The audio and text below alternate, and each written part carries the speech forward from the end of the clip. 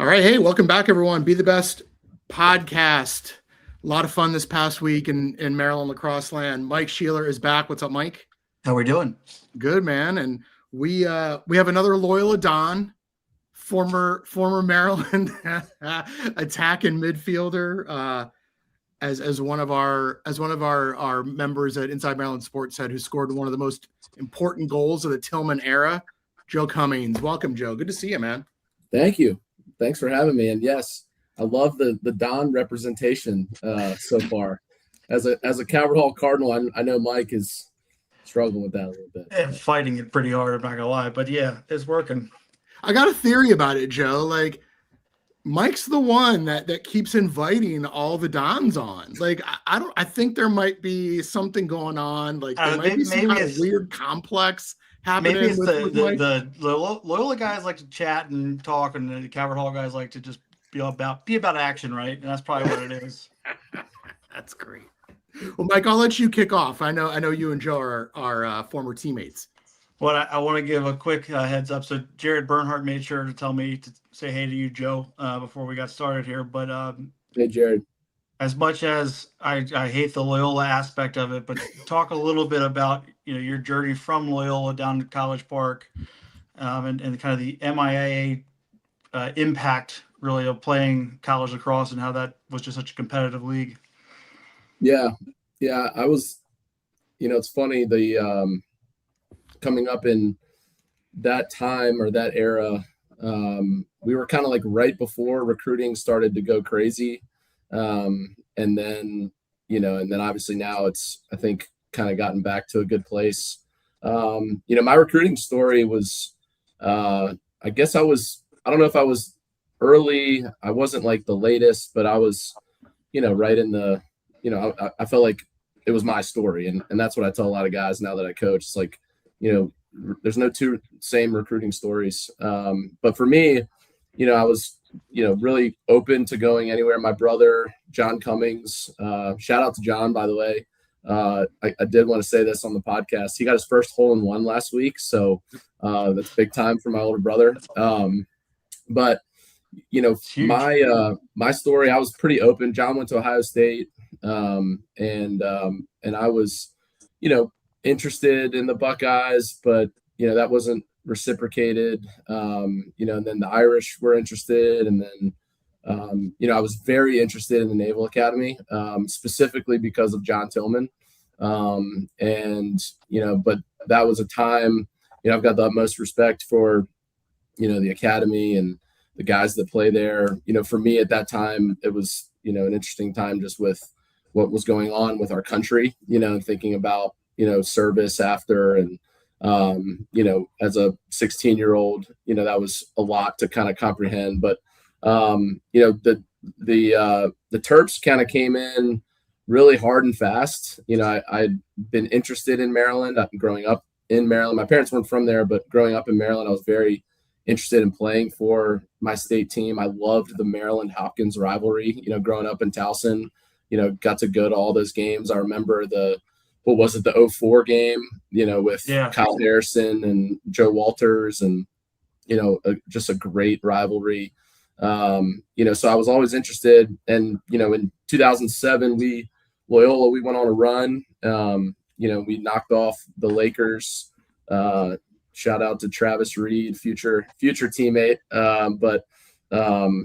We were able to knock off the Lakers, and that's kind of when Maryland came in, and, Coach Cottle invited me down, and, Coach Copeland had, we'd kind of met each other and talked a little bit.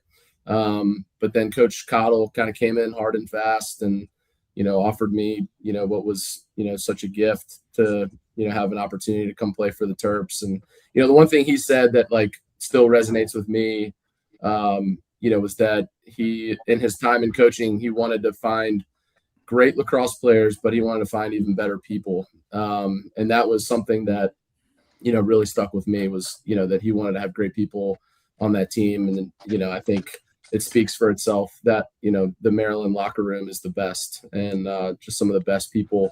So I'm very fortunate. I was very fortunate when that offer came in, and, was super jacked to play for the Terps. And, and playing in the MIAA was, we were obviously in the ACC at the time, but, I think there was a lot of commonality just with the intensity of playing in the MIAA. Like, that's the one thing about that league that is just so fun, is that on any given day, somebody can beat somebody else, and you've got to prep, every Tuesday and Friday. I mean, you're getting ready for, a great matchup. And so, I think the relentless competitiveness that is called for by playing an MIAA season, helps prepare you for the rigor of, at that time, playing the Virginias and Dukes and North Carolinas of the world. And obviously, I think even still right now, you see a lot of Dons ascending to Maryland, and they're making big impacts. But I think, the rigor of playing, such a competitive schedule, translates really well to playing the Big Ten schedule, which, I think is arguably one of the best conferences in the country. So, that was kind of my story. It was an amazing gift. Certainly something that I'm still forever thankful for today, that I got to be a Terp, treasure it. I know Mike's going to ask you a question, about coaching, but Travis Reed, I believe, he's a coach at McDonough now, I believe, right? I believe he took over at McDonough. Travis Holmes. Yeah, Travis Reed Travis Holmes. Getting my Travises mixed up. Professional chef in Florida, which, if you've seen any of those pictures of what he's made, and I know Joe and I have experienced what he's made back in college, and he's good at that. Yep. Let me ask you a question, Joe, about that transition. You talked about, I didn't know that, you were interested in Navy, and it was because Coach Tillman, running the offense at Navy for all those years. What was that transition like for you as a player, going from, Coach Cottle, who recruited you, to then Coach Tillman? You had a relationship with him, but still that transition. Yeah. I mean, gosh, now as a coach, like, I feel like I got the best of like two worlds in a lot of ways with, Coach Cottle, he's the man. I think the world of Coach Cottle. I got to see him a couple of years ago up in Annapolis. I got a big kick out of the idea that he was going to be coaching at Navy and have to be on the Severn River in 20-degree weather. We know how much, the Big Cheese loved the cold weather. But I think Coach Cottle was such a brilliant mind. He knew how to coach offense. I still call all my man up plays Bama, because he loved Alabama. That was just ingrained in me. But, I think for me, playing for Coach Cottle, he had a certain style, very tactically minded, brilliant in how he approached, offense and just the game itself. And, and then making the switch, obviously that summer was, kind of chaotic for us. There's a lot of question marks. We didn't see that coming, a change, or at least I didn't. And then, when the change did happen, and, we get the announcement that it was Coach Tillman, I was super excited about that. Obviously, grieving, Coach Cottle, but then knowing that Coach Tills was coming in, and somebody that I'd gotten to know in my recruitment process, was exciting. And, and I would say, like, Coach Tillman, his success speaks for itself, but I think he brought a attention to detail about the little things that I think was, I'll never forget, Coach Warren, who's, now at Georgetown, but, I think it was like one of our first run tests, and we were talking about, touching lines, and obviously that's now like it's like you see it on Instagram or Twitter all the time. Like, this is the difference between, champions and all that stuff. But, I think for us at that time, like, really getting into the little details. And I just, I love that about Coach Tillman, and he's just so detail oriented. There's nothing that we were ever going to be surprised by, by what another team did. And I think also just like Coach Tills just hammered, being process oriented, focusing on what we can control, all things that, we hear about from some of the best coaches.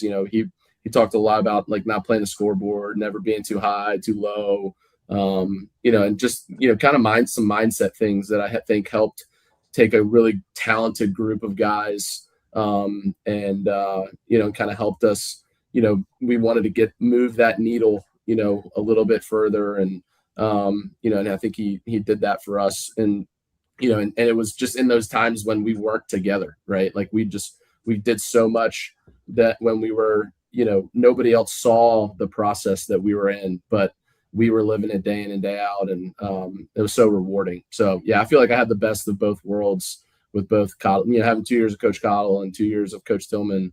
It's just really special for me. Yeah, I think it's a little bit of that, what the be the best culture actually is, and the stuff that happens behind, social media, I guess at this point, not closed doors. But, I think the attention to detail, like you highlighted there with touching the lines, I remember very clearly when we had to rerun a couple things because we didn't touch those lines Was right. that your freshman year too? Sophomore year. So yeah. Right when I thought I figured it all out, it all started over. I felt like a freshman 2.0 basically. But I remember when we were getting yelled at about that, I was like, yeah, I guess that does make a ton of sense. Is the little things matter, right? If we're running to the 20-yard line and back, you touch the 20-yard line and go back. Right. You don't hit the 19, you don't hit the 21, you hit the 20 and go back. And I think that was something that really, I personally, at least, and Joe, I'd like to hear your thoughts on this, helped from that 2010 team to 2011 team make that jump. We won the ACC championship there. We had 22 seniors or something crazy like that, and just a storied run, really. But that 2011 season, I felt like a lot of that missing piece was some of that attention to detail. Not that we didn't do that with Cottle, but the combination of almost both cultures really pushed us there. And Joe, Yeah. we were talking a little bit before this about, there's one play in particular I want to make sure we highlight here, is that UNC game, first round of the playoffs, that fake flip. Because we talk so much about it, I want to make sure we bring this up for everyone else about how great. I said that was the best fake flip ever. Best fake flip ever. It was in front of the UNC bench, and the bench didn't even call it out. Yeah. Like you said too, is Snyder knew about it for most of the time, didn't probably see it the whole time. Well, he did a nice over the shoulder breakout when he realized what was going on. Yeah. Oh yeah. And my comparison here is the other fake flips, they shoot from 50 yards or 20 yards out or whatever it might be. We were able to make a pass and still shoot from inside 5 without anyone catching it. Meanwhile, Catalino had just had surgery on his hand and just was getting hacked left and right, pretending to have the ball, which I'm sure the coaches absolutely loved in the moment. But that Brian Farrell fake flip, especially a long pole, right? Like you and I know that Farrell's long pole is basically like a short pole for most people, but I haven't seen a long pole do a fake flip. Yeah, it was epic. Ever? Yeah, and Brian is the best. I mean, and he's sold it so well. Yeah. I don't know that anybody breaks out as good as Brian Farrell. I mean, and then to have this savviness to sell a fake flip with Grant in the moment, like totally unscripted.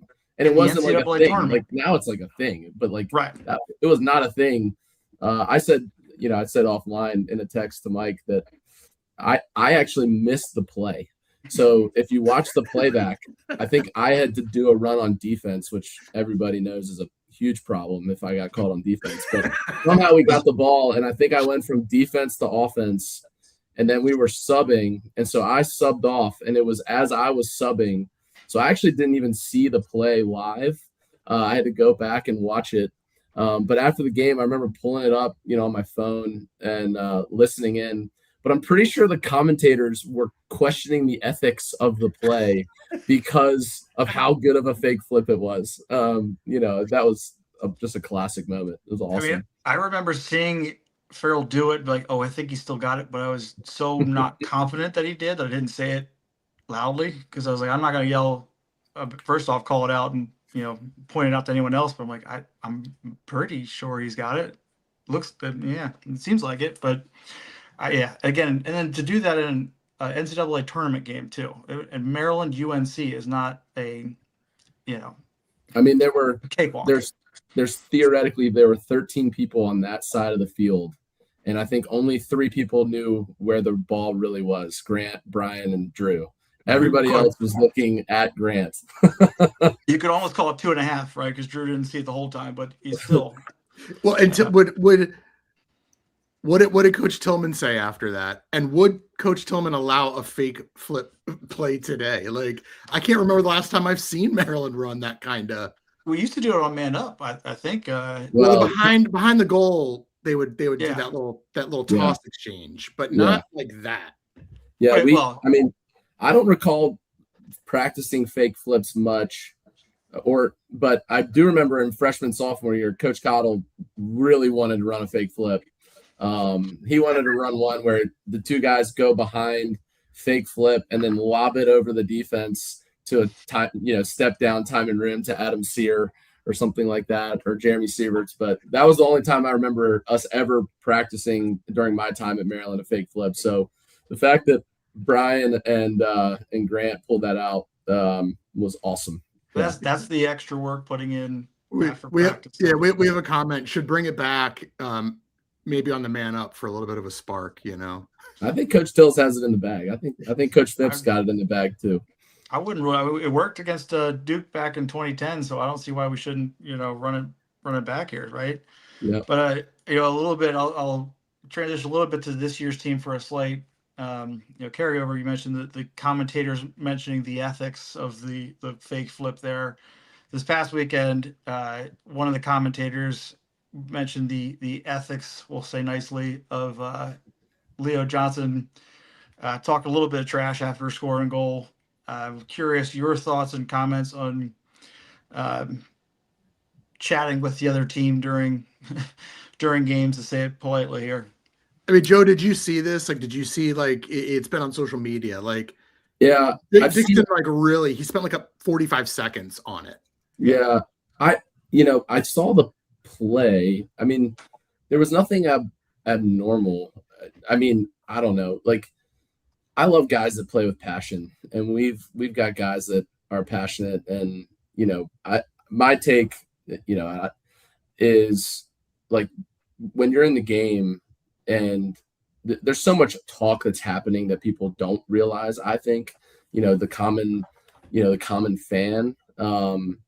But I think Maryland has been especially on offense from the week before, like, hey, we're looking for a spark. We're looking for, somebody to, really get the offense going. I love guys that are passionate. I've always said as a coach, I'd rather have to find a way to rein you in than have to push you out. And so, to me, I think, I've played with guys that, we had unbelievable guys that, I've said this before. I actually texted it. I may have commented on your post, but Ryan Young was the best at celebrations, and that dude played with so much passion. And he just got everybody going, and he was my teammate. And, at that time, if you wanted to, pick it apart with a fine tooth comb, maybe people would have these debates, but I think this is just social media being social media. The other thing that was so funny about it, Joe, and Mike and I were texting about this too, is he specifically was like, look, score the goal, like, go celebrate him. He's like, you don't see Matt Rambo doing that. You don't see Jared Bernhardt doing that. You don't see Logan Wisnauskas doing that. And it's like, really? Like, really?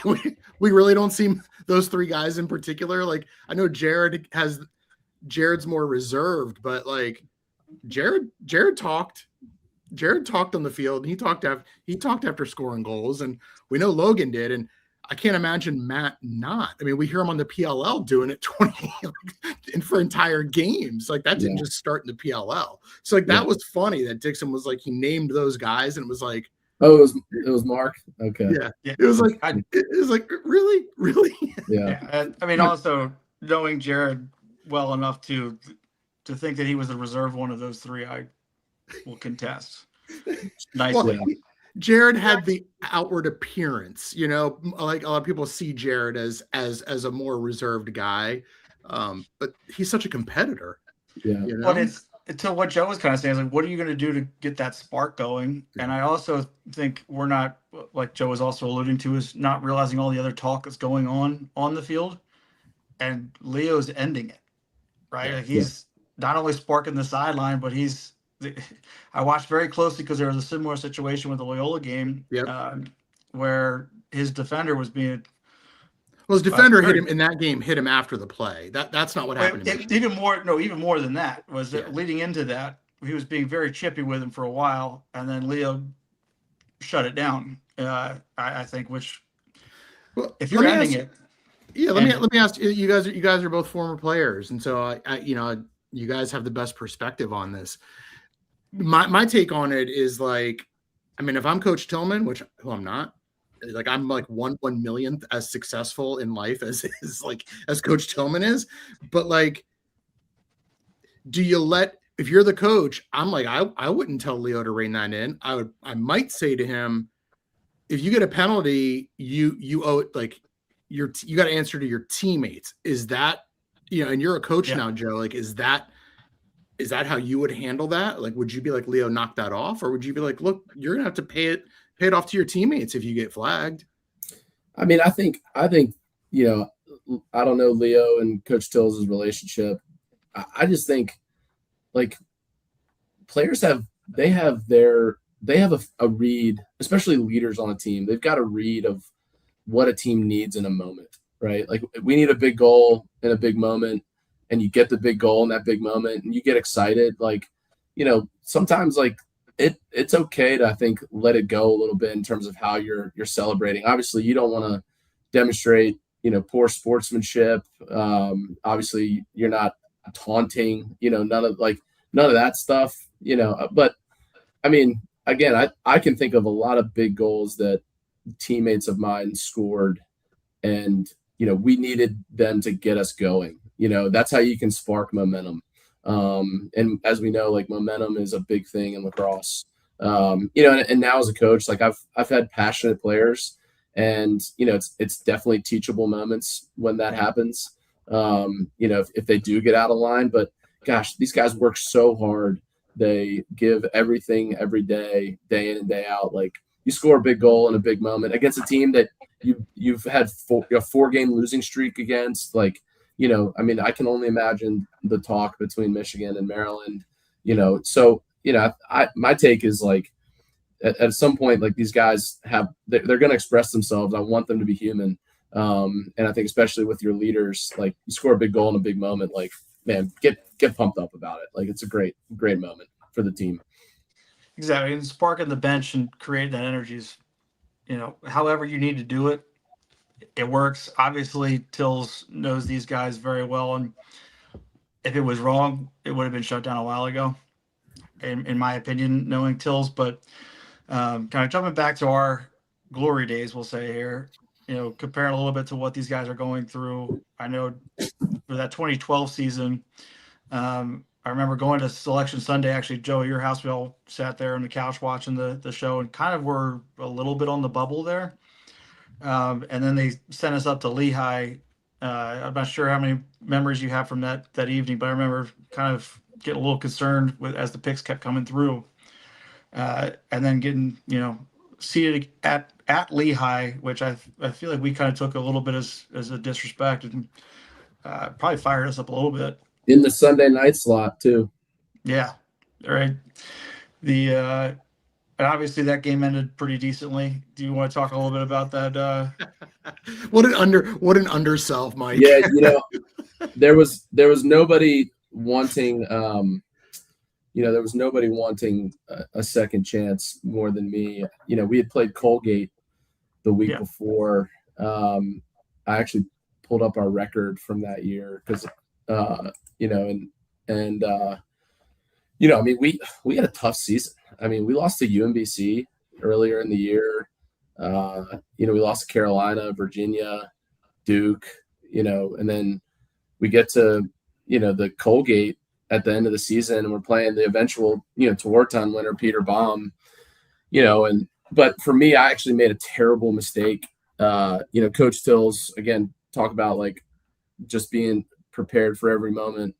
Like, he wanted to finish the game or finish the quarter with the ball. It was third quarter. And, I got the ball and I thought I saw an opportunity, and again, kind of being a guy that wanted to create momentum.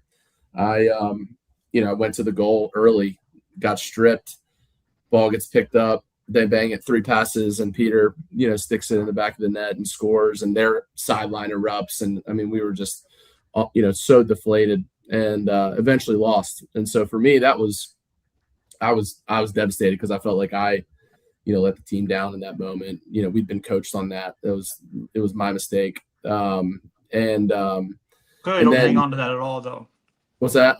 So clearly don't hang on to that at all. Well, you're bringing up old memories, so we're going to go there. But then, turn around the next week, and we get the chance to play Lehigh. And what was fun for me in that game was, my dad is from Bethlehem, so he had siblings that went to Lehigh, so I had a lot of family at the game.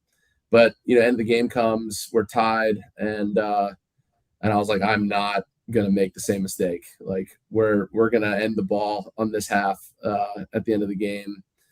So I think I held the ball for net 58 seconds. Drew Snyder picked it up and threw it to me, and I had a shorty. I was like, I'm gonna hold it. This is pre-shot clock era. I'm gonna hold this ball till it's time to go. And Coach Tills didn't burn a timeout. And of all things, I scored with my left hand with 8 seconds to go. So if there's any teammates listening here, they know that the left wasn't utilized all that much. If my players are listening, you need to get good with both hands. But this is it was a really cool moment, for me. And it's fun for us just as a team to kind of go on a run, win on Sunday night. And then I think, something kind of clicked that week leading up to Lehigh. I think we all took some accountability, and then we went out and just executed and had a great game. I mean, there was Drew Snyder, Johnny Haas. I mean, Mike Chanenchuk. I mean, it was just and when I think back to the guys that I got to play alongside, it's unbelievable. World team guys, PLL. I mean, it's just it was a remarkable couple of years as a player. Absolutely. I mean, I talk about that spark continuing on, and we go play Hopkins at Navy, so it's still a Maryland matchup, if you will. And I do want to jump back to earlier in that season. We played at Hopkins with the Maryland Pride unis, breaking those out for the first time ever. I don't know if you felt similar, but all week we're all hyped up about these uniforms, and we knew that Hopkins was doing something. But I remember watching them run out just before us. We're like, oh, those are actually pretty cool uniforms. We're like, yeah, man, those actually look sick too. Retro, those were cool. Those were pretty sweet. We're like, oh, all right, these are still cool. And we then ran out behind Zemborski in the flag after that. And was he in the green boots? Oh, absolutely. In the plastic green boots? Yeah. Absolutely. Every picture since 2011 in those neon green boots. I still have them to this day. Those things are probably the most comfortable shoes I own. But we took care of Hopkins that day. I'll say it was a very fun evening. And then going to the Navy game against them and all the alumni and everybody behind the bench, I thought was a pretty fun experience as well. Getting fired up before even heading to the Final Four there too. That Navy sideline is cool. I don't know if people know, but on the away side, you can actually walk up some stairs and get into the stands. And there's so many alumni Terps right behind our bench. So after we, what did we beat them? It was 11-5. They were the number 2 at that time, I think.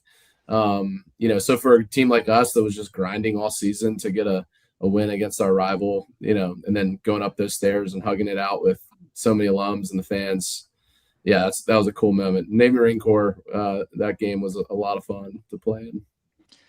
Yeah, I remember specifically seeing Tommy and Harry Alford and Mark and Mike White. And as I say it out loud, I realized it was the 2 sets of twins of Terps lacrosse standing next to each other too, of all things. But that was a pretty fun time. And then heading up to Foxborough, obviously we played the ship it up to Boston 19 times in a row in the locker room afterwards.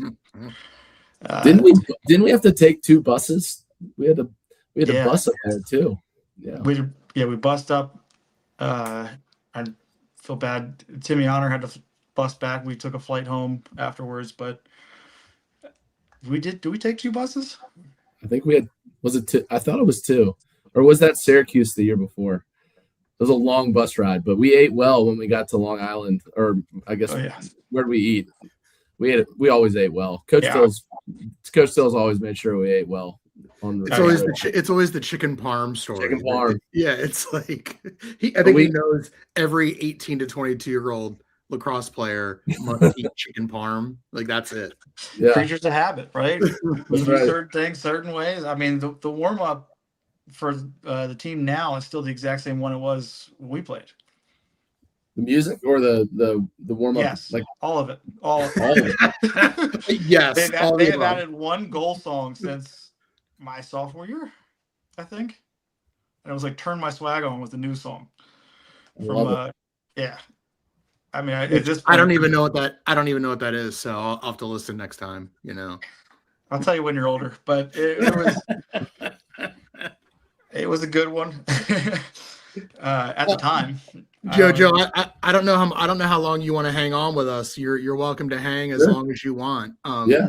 But I also want to ask, now that you're into coaching, like, you've stayed close to the game, and you've coached at a couple different independent high schools, and I'd love to know what that path for you has been, and how that has become, why that's so important to you, and kind of where you see that taking you.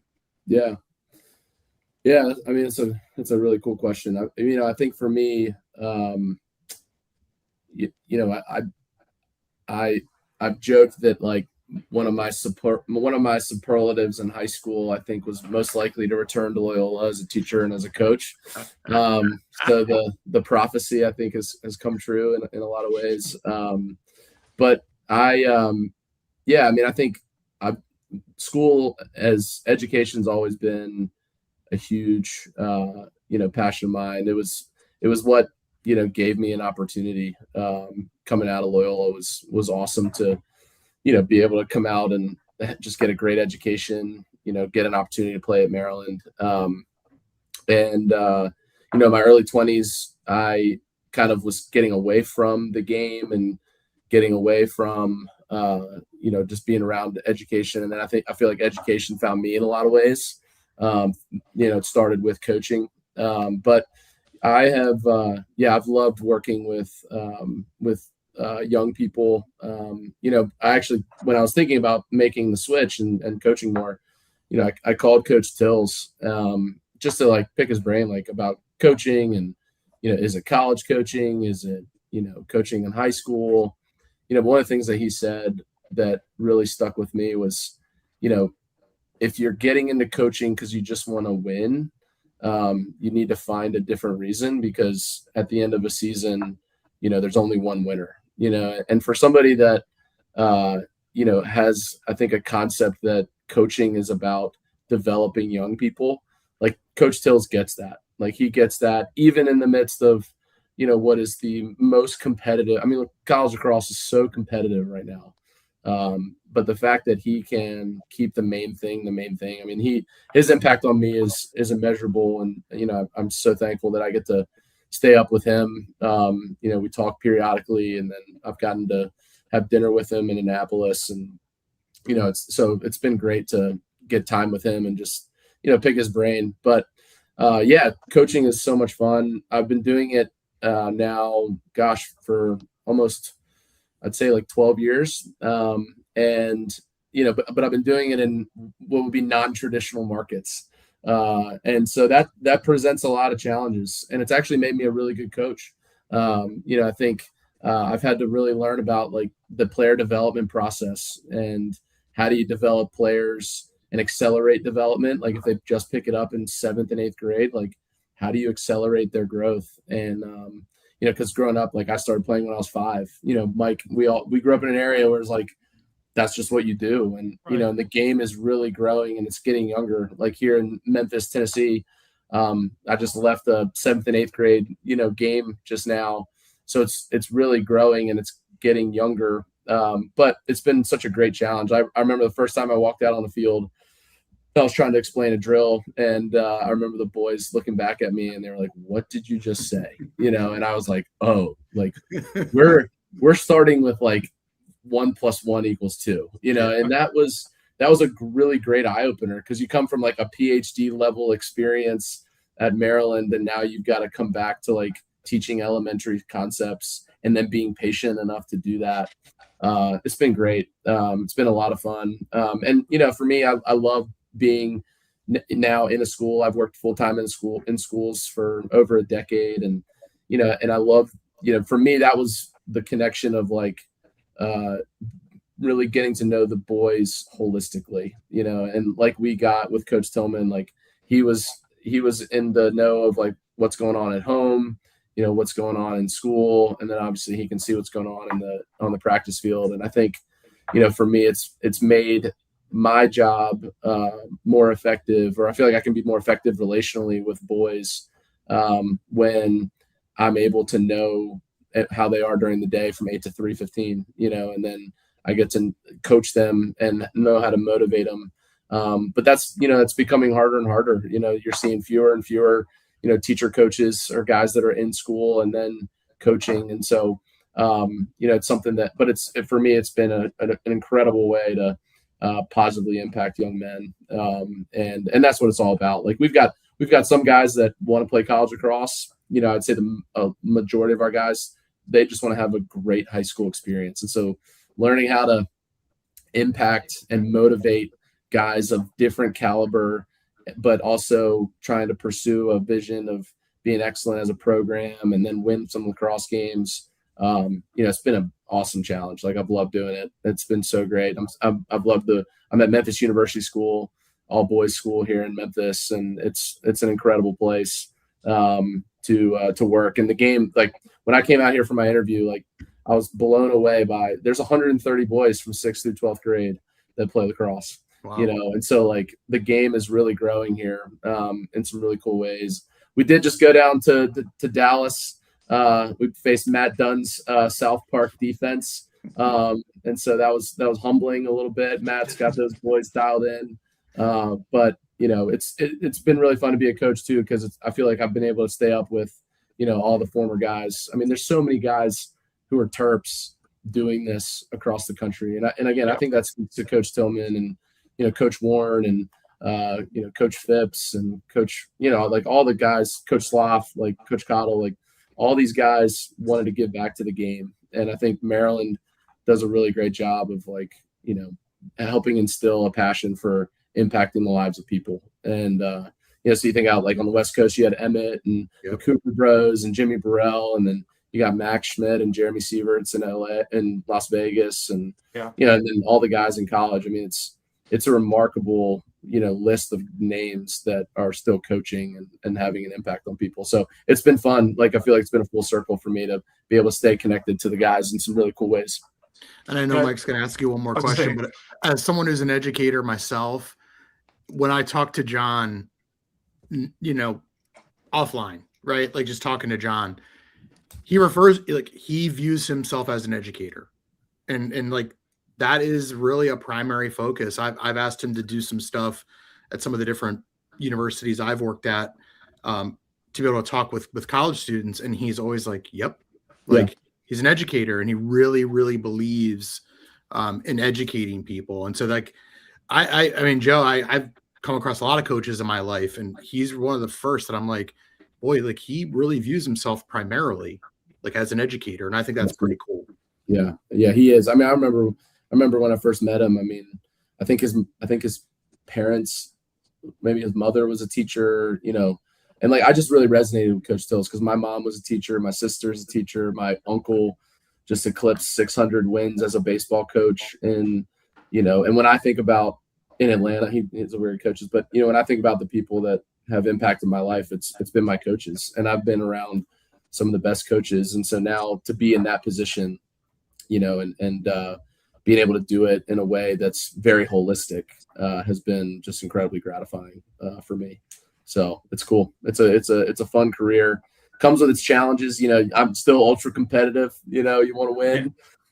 But there's definitely I think trying to keep the main thing, and that's that's getting harder and harder for every level. I mean, Right. There's just so much about that. But I would say one thing about Coach Tillman that I don't think people really understand is I think that have not been in the program is that he's so focused on these guys becoming great men. And that's why they're successful. Like when I've heard you guys talk about what is it about the Maryland culture, in some of your other podcasts. But I genuinely think Coach Tillman and the staff want the guys on the team to be great men. Joe, it's almost like he should have come from a Jesuit school himself. I know, right? You and I understand that. That's right. But Mike may not. But doing that, man, at the highest level of sport, it's just cool. It's cool to see him doing it. And then obviously the success speaks for itself. I mean, what a run from 11 to now. I mean, he's just so it's cool. Well, and to that point too, is to have that level of success and still have the focus of making these players be the best, to be cliche here, in all aspects of life and not just on the field, is not common.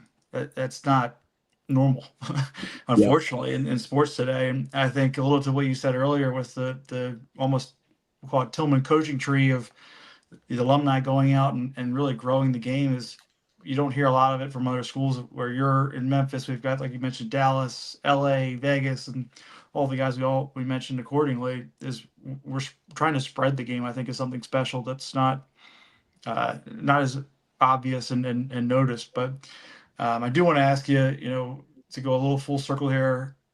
I believe last year for spring break, you guys went to Baltimore and had a MIAA a couple games there. Yeah. And how that, I'm sure we don't have to go over any kind of scores or anything like that, but for you personally, going back and I think I saw Gilman and Loyola were the two teams, or was it, or missing anybody? Well, we practiced at Gilman. So Brent Holmes, hooked us up with being able to practice.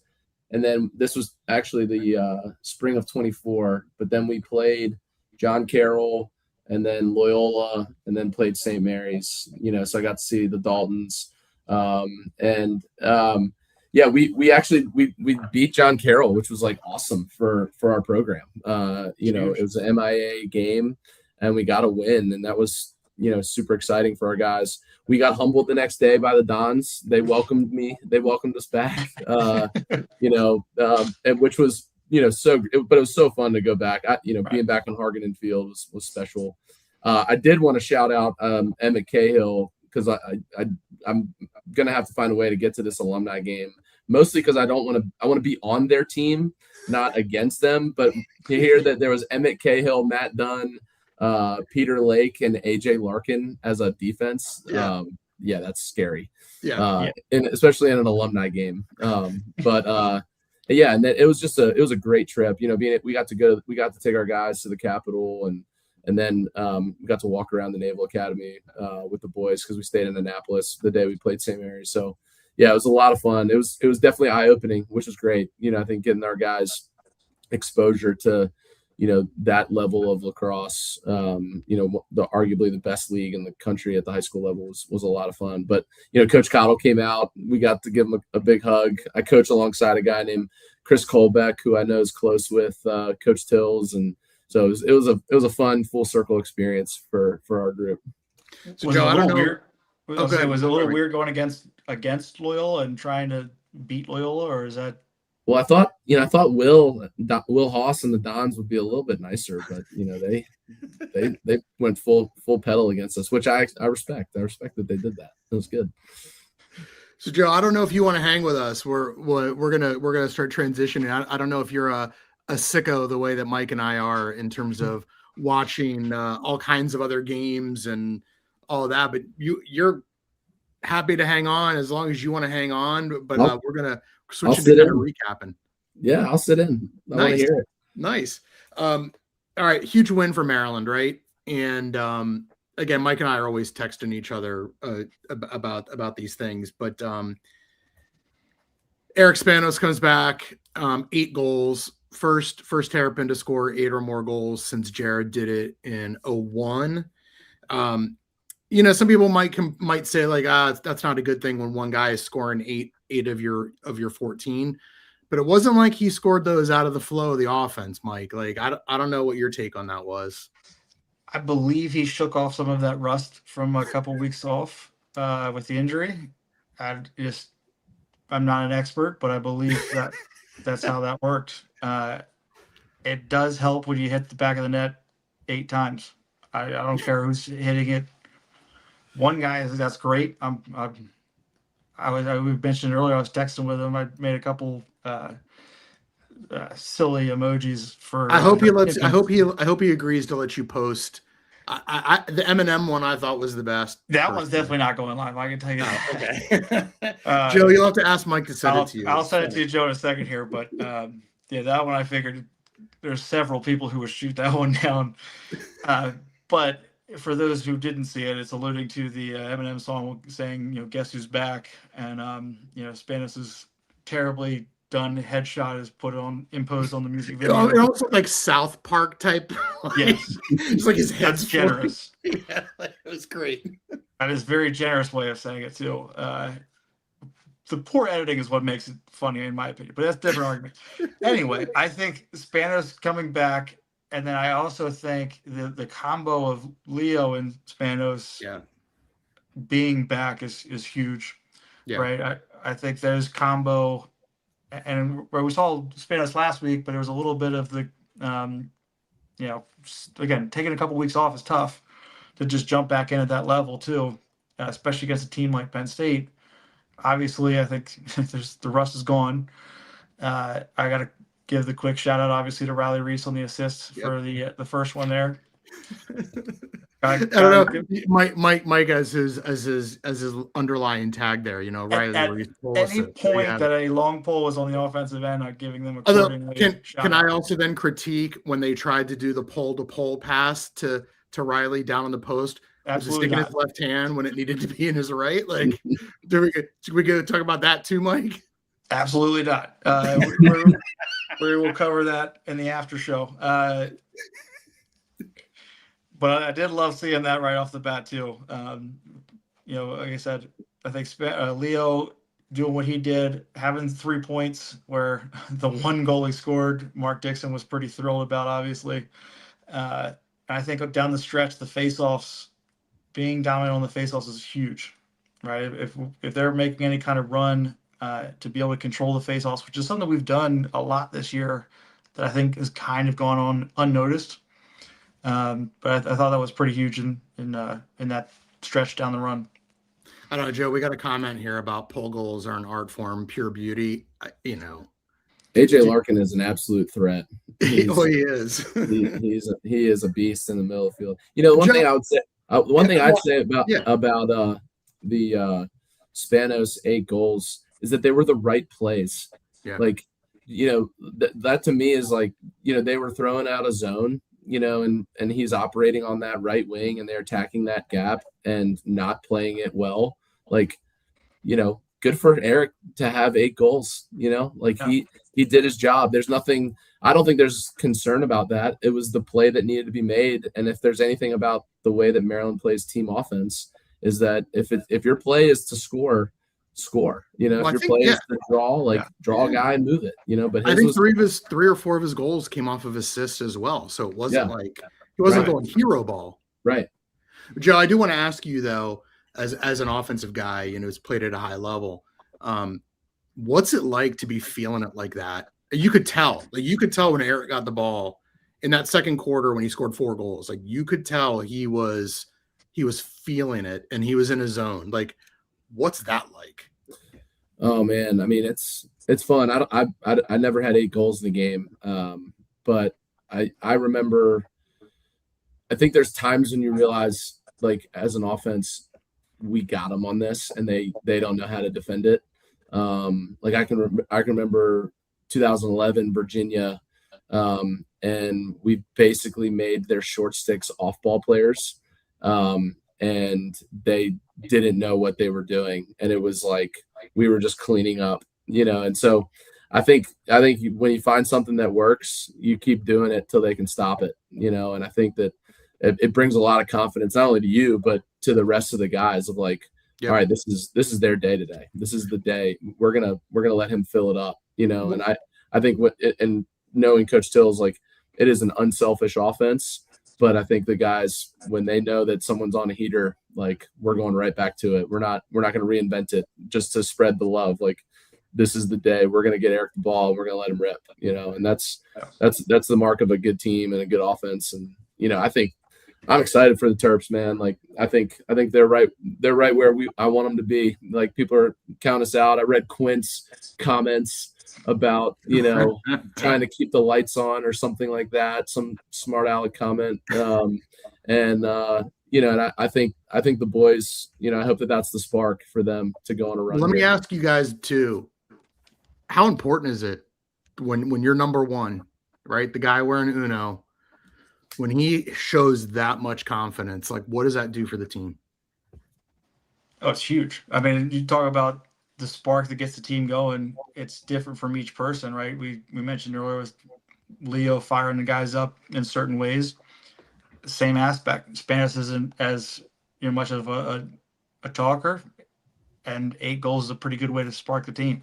Yeah. And I would, you know, to the same point of the hot hand aspect, is you don't tell Steph Curry to pass the ball. Right? Yeah. If the guy's filling the net, keep going. At the end of the day, everybody in that locker room, we care about, you know, Maryland scoring 14, not Spanos gets 8. Yeah. Kind of aspect. It's great when someone's that hot, but we don't care about the individual stats as long as the Maryland scoreboard has more than the other team does. Yeah. Yeah, I agree. I mean, I think when your leaders, you know, especially a guy that was banged up a little bit and hurt, you know, and you come back and you play like that, I think instills a lot of confidence, especially for, like, even the young guys, you know, like, when I think about, you know, the Spencer Fords and Matt Higgins, and, like, you know, just the fact that now, like, they're going to be freed up to be ball players because your guy is playing well and your leader is playing well, you know, in the number one tradition, like, you know, there's so much pressure, and I think Eric's doing a great job. You know, there's pressure that comes with wearing that jersey, but I think it frees the other guys up when he's playing well. You know, and I don't think, like, he's making it at all about himself. You know, I think he's wanting it to be about the team, and that's, again, I think it just goes back to the culture of Maryland. Like, it is about the team, but there's that responsibility of, you know, you're the leader of the offense, and then you get going. I think it frees the other guys up. And so I think you're going to start to see some quality performance on offense from your other guys that you're hoping to see. And that's going to be what is going to hit them. I'm sure that's what they're talking about as an offense coming down the stretch. You know, who are the guys that we're not talking about that now all of a sudden are going to start making some plays, you know, and that's going to be fun to see for the Terps. We're gonna bounce in a second here to talk about next week. But Mike, like, I thought the defense played well too. I mean, Rupel didn't have to make a lot of saves, right? Really didn't need to. Made the saves he had to make. But great seeing Riley out there again. He definitely looked more comfortable. But what else did you see on the defensive side? I was there. I gotta give Trey Brown the quick shout out for getting a penalty there at the end, but he's a great dude. You love getting on the stat sheet, probably not that way. But it was, you know, and Joe probably can relate to this too, with the slight PTSD and the clearing emphasis. There was a little bit sloppiness in that will be addressed quite heavily, I bet, this week, if I'm guessing. Because I think that's going to be really important, especially coming up here. And to what Joe was saying too, is everything that went really well for us against Michigan is going to be exactly what Ohio State's going to be, you know, focusing in on. So the other guys around it in both offense and defense are going to be, you know, people to watch, I think, in this upcoming game. Yeah, I didn't catch Maryland hopping in. Not that I can always tell, because sometimes the way the possessions play out, it didn't look like they were hopping too much into zone either. It looked like they were playing kind of like their normal straight up man. I don't recall too much of them hopping into zone the way they had to against Penn State. Yeah, and again, it comes down to what's going to work, right? Right. If it works well against Penn State, doesn't mean it works well against Michigan. I know I saw it a couple of times, but we would rather obviously play traditional. I guess the game's changing a decent amount, so it's hard to say traditional Maryland defense. But loving the man-to-man aspect as we've done in the past. But again, at the end of the day, you got to play whatever's going to work to win. Yeah, and Peter Lake's played lights out since he's bumped up to that top, taking the top cover. He's played exceptionally well. Yeah. Exceptionally well. Peter's outstanding. Yeah. Another Don. We're just, He's a Terp. That's the important one. Is he's a Terp. You guys are talking about the glory days. We're talking about the name on the front of that. It's all some of us have, Mike. It's all some of us have, man. Trust me, I'm well aware. That's why I'm here. That's why I show up every week. But hey, let's talk about Ohio State, because they got in an eerily similar game to what Penn State did to Maryland. Penn State just threw waves at them. The game, it's like basically it's over by halftime. But the big news was their goalie looks like continues to be injured. The 2 games in a row where Caleb Thiak hasn't completed a game. Ohio State's offense, their last 4 games, here's their scoring output: 8, 6, 6, and 6. They lost the 8-goal performance. They won 2 of the 6-goal performances, but over the last month, they have not eclipsed 8 goals on offense. It's defensive rock fights. It's 16 quarters without scoring more than 2 goals. Wow. That's just something we need to keep going in that trend. Yeah. Right. That's not something we want them to break here, but I do think part of a little bit of what makes this week interesting for preparation's sake is that goalie situation of who we're facing, right? Because if he's not, what is number 18 or whatever, isn't finishing the game, but he's still an elite goalie, right? Who are you preparing for on the scout? There's 2 different goalie styles. Joe can probably comment this too. That shooting, practice all week for a certain goalie scout report. To see that change is kind of tough on game day. Yeah, I mean, one of the guys fills up the net pretty good. I think the other guy moves pretty well, and so I think that creates, different looks. But I know that, a Maryland offense is working for dunks. They're working for great looks, and I expect the boys to be really. I think they found something in their, whatever's going on in the locker room. I think this game is going to be so much less about Ohio State and so much more about Maryland. I think that's going to be their focus. They might tactically have some things, but I think, I would say on the defense, the guys in that Michigan game, I think they drew a lot of confidence, and it's obviously devastating to see your teammate and the leader go down with injury. But to watch some guys step up, I think that's going to build more and more confidence. I bet they carry that forward this week. Yeah, Ohio State on offense, Russ Melendez, transfers for basically a semester from Hopkins. He's been injured. He was supposed to bring a little bit of a different dynamic, but their offense is still a lot Garrett Haas behind the net, shaking people and throwing skip passes to Alex Marinier, who looks like he can shoot from like 40 yards. He at least has some assists this year. Like last year, I think he had 1 assist and like 40 goals. But it's their offense. The knowns are the knowns, and it doesn't look like they're getting a lot from their lesser known players. Not that they won't or can't, but it does seem like it's an easily identifiable, like, your game planning around, like, there's their distributor and there's their shooter. How can you make the other pieces beat you? Right. Is that like, Joe, you're a coach, or like, do you approach that kind of, when you're prepping for another team? Or you sort of like, we know the knowns, let's see if we can get the other guys to beat us? Yeah. I mean, and I also think like Matt made some great points. I mean, shout out to that, your week of that podcast with Matt and Emmett. I could listen to Matt Dunn talk defense all day, but I think now, like, if you've got two guys that are demanding the ball or demand a lot of attention, you're looking at tendencies. You're looking at things that they're inclined to do. Because I mean, we've heard this. Coach Frosty always talked about it. Like, you don't rise to the occasion. You drop to the level of your training, and like, they could install certain things, but to me, like, at the end of the day, it's the players, and that stuff kind of wears off, and you've got to know what a guy is going to do in certain spots, because they all have tendencies, and I know that they're going to study the film and know those tendencies. And then for us, that's why I think it's a lot about us. Like,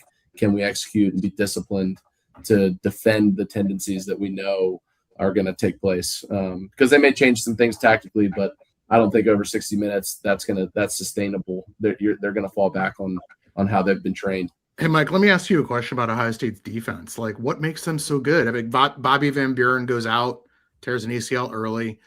They're still, an amazing defense. Their top shorty came back last week, so it looks like he'll keep playing. But what do they do that just makes them so good on that end of the field? I think a little to what Joe was saying is they execute on their training, right? And I think from a comparison with Maryland aspect, everyone kind of, as a fan perspective, never really loves how fall ball goes because it's not as interesting. But it's because we're just drilling down on those, be the best at the basics kind of mentality. So come, Memorial Day weekend, or, this example this weekend with Ohio State, at the end of the day, as Joe mentioned here, Frosty didn't end a single pregame speech without fall back on your training and go dominate. And so I think it's a little bit the same way where Ohio State's culture of defense has been changed. I think it's Travis Crane's running that defensive group, another Baltimore guy. But I think it's a similar aspect where they've changed that culture to be a defensive, place, basically, where it's falling back on the basics and being brilliant at those, executing on the little things, and not ball watching. Yeah. All right. Well, two more games to preview, and then Joe, Mike, and I do make picks. You don't have to make them. We do it just for fun. No money's involved. You're about to say for sport. Yeah, I was about to say for sport. But, all right. So Hopkins lost to Rutgers in one of the more brutal ways you can ever. Mike's like, oh, it's hard. In one of the more brutal ways you can ever see a team lose. For those who didn't see it, Hopkins is up. They have a chance. They have the ball behind their own goal with 40-ish seconds or so left to just kind of kill the clock. A guy trying to run away from a double, airmails a pass. Rutgers gets the ball back with 12 seconds left, pretty much at their goal line. They got to go the full length of the field. They clear the ball super easy. They hit a trailing midi who hits a bounce shot from like 15 to tie it. And then in overtime, 19. It was almost 20. Remember, I went back to look at the yardage. It was about 19. He was out there. Hopkins goalie, that guy had made 19 saves. Like, he kept them in that entire game. And then he gives up a stick side bounce shot from 20, which happens, right? But then in overtime, not much happens. The first overtime, they trade turnovers, and Jelinas makes a save on a high to high, stick to stick shot from Rutgers' best player, but pops the ball up, and a guy from Rutgers is in the crease and taps it in. So Hopkins loses, score. Rutgers scores with 0.1 seconds left to tie it, and then they lose on a rebound in the second OT. I don't know if either of you have any comments about what transpired or how you respond. Like, I'll leave it to you guys.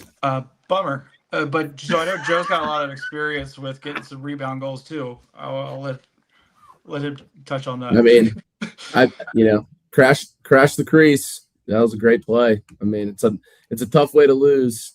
I know Hopkins Nation is reeling a little bit, but that's that is a tough way to lose. There's no way to go about it. But it was a great play by that kid that scored it. Oh yeah, it was very heads up, and I obviously love to rag on Hopkins because of our natural rivalry here, but that was it's not a fun way to do it. I didn't realize he had 19 saves going into that too, but I mean, to have 19 saves and have that go down is pretty tough as well. Yeah, brutal for them. The other big game, and it was finishing up as the Maryland-Michigan game was starting. UVA knocks off Notre Dame 11-9 down in Charlottesville. Thoughts? I love that at the end of that game, I think it was Clark specifically said how Virginia keeps going over the head, and that's not a good play. And then they Hopper, go over the head and get it. Where we've said it for a couple of weeks now, they've got the talent. There's no doubt in that, obviously. And it feels like they're a lot of a kind of all or nothing type of play team. And for early in the season, have gotten the nothing side. And they seem to lately be getting a little bit more of the all side of it all. Because, I mean, that the way they went over the head so many times in that, like that as a Joe could probably say this too, but as a coach, you're not loving that. Right. But if you land it, you love it. I was a little curious too of the 7 seconds left of the shoot on the empty net, whether that was worth just holding for 7 seconds or get the extra goal. I guess obviously it worked either way, but I think UVA is still a good team despite what their record says. That they're starting to land those all or nothings on the all side. Yeah. I mean, I think you got, those two teams, Hopkins going back home, off of a tough loss, like they're in a big point in their season.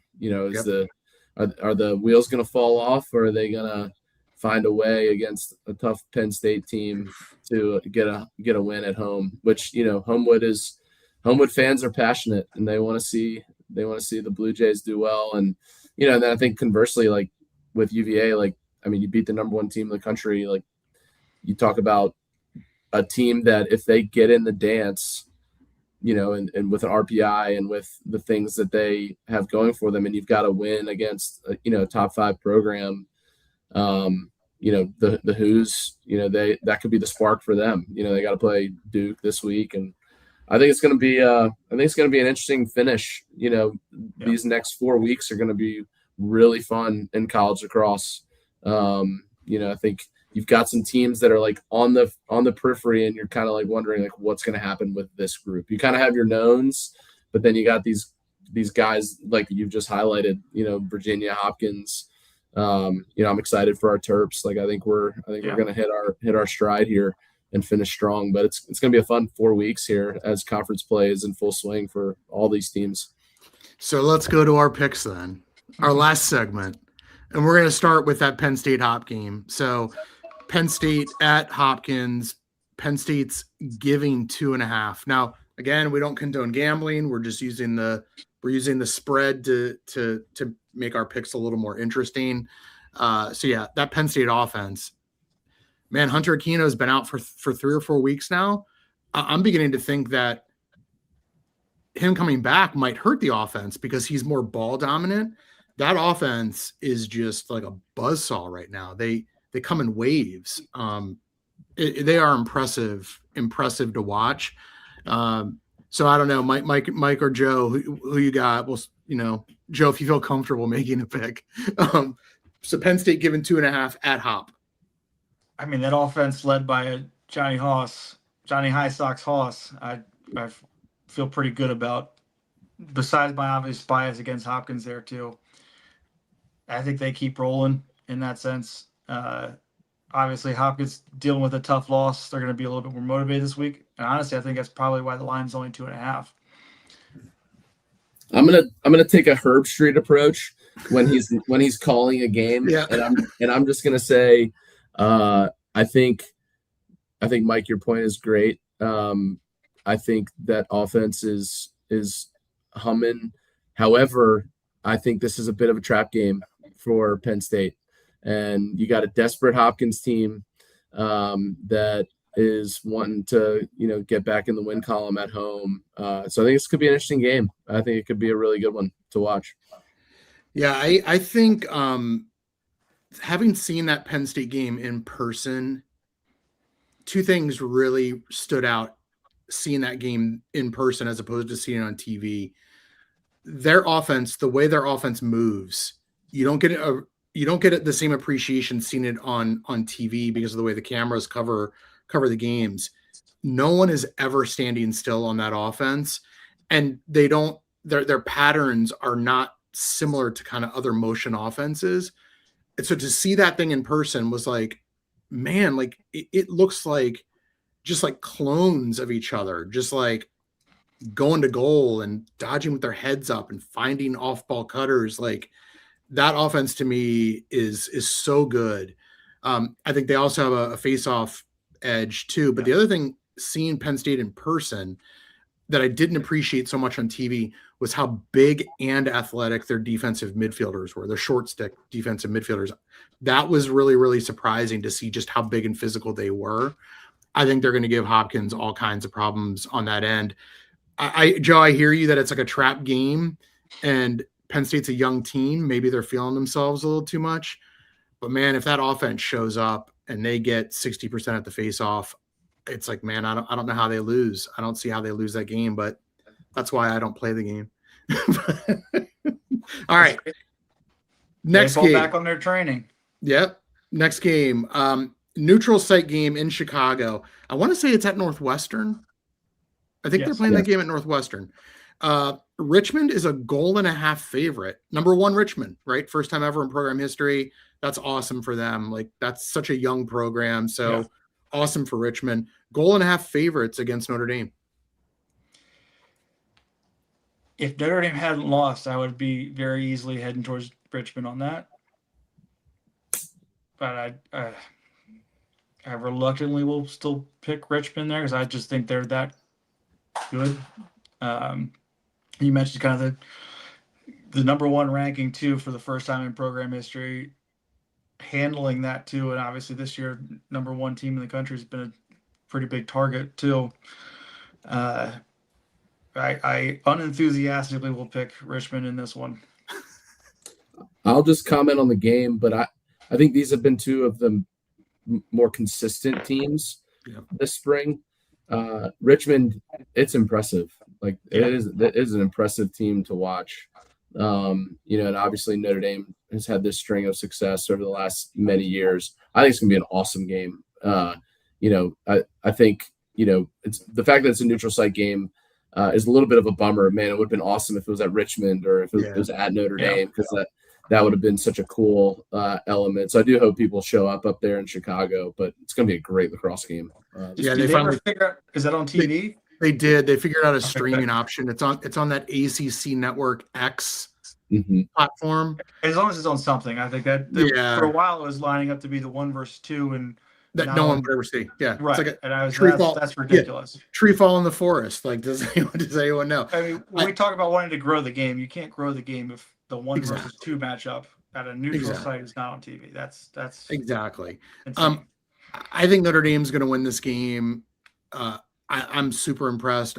The whole season I've been super impressed with Notre Dame's midfield, and again, like it's like they've got 3 midfield lines almost, and everyone seems to do something a little different for them in their midfield. They got that guy, the Matt Jeffrey kid, who, he's a slot receiver on a high level Division I football team, and he plays lacrosse like he's a slot receiver. I mean, I don't know how they keep up with him, but they've got so many parts in that midfield. I think there's always questions about Notre Dame's goal play, I should say. I don't want to single one guy out, but I don't know. Mike, I do think that sort of coming off the loss at UVA, I think Notre Dame is going to win that game.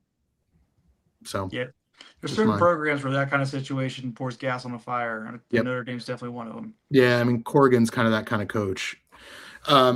Last game, Syracuse playing down on the grass at UNC. UNC is a 1.5 favorite, and UNC like peeled the paint off of Harvard last week. which was impressive. I mean, Yep. it was 17-7. That was neutral site still, but yeah, had that not happened, I would have been a little bit unsure which way I was probably leaning, but I think I'm leaning more UNC. I mean, they put up 17 last week and held a really good Harvard offense to 7. I think I'm leaning that way. I think there's going to be a lot of goals scored in this game. As an offensive guy, you're like, prediction. I think it's going to be entertainment galore. There's going to be a lot of offense. There's going to be a lot of highlights coming out of that one on Instagram for sure.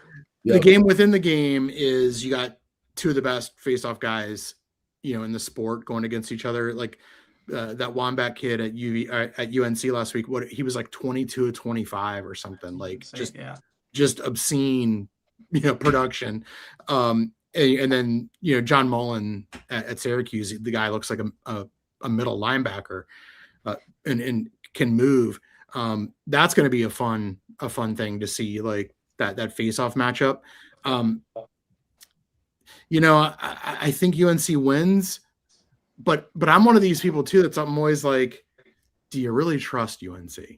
Like I'm always kind of stuck in that mindset of like, do I really trust? It's the same side I think with Syracuse, where this is one of those games where we did the lines, especially earlier in the year when it was, a little bit more of a discrepancy between the teams. This is kind of a pick 'em, I feel like, at a certain point. Yeah. But Vegas said 1.5, so we got to keep some consistency going. Yeah, I mean, I'm going to pick UNC. I also think playing on grass for Syracuse. How often does Syracuse play on grass? I kind of feel like that might be like one of those weird things where we're going to see them slipping all over the field because they don't know which cleats to wear. But I don't know. We'll see.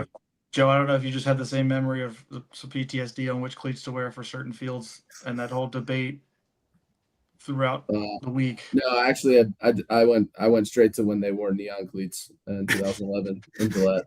So that was where my mind went. Well, Joe, man, thank you so much for joining us. It was awesome to have you on, man, and it's great to see you doing well and carrying the game out to the Mid-South part of the country there and growing the game and making an impact on kids' lives, man. I think that's just it's so notable and it's so important. So happy to see you continuing to make an impact. That's great.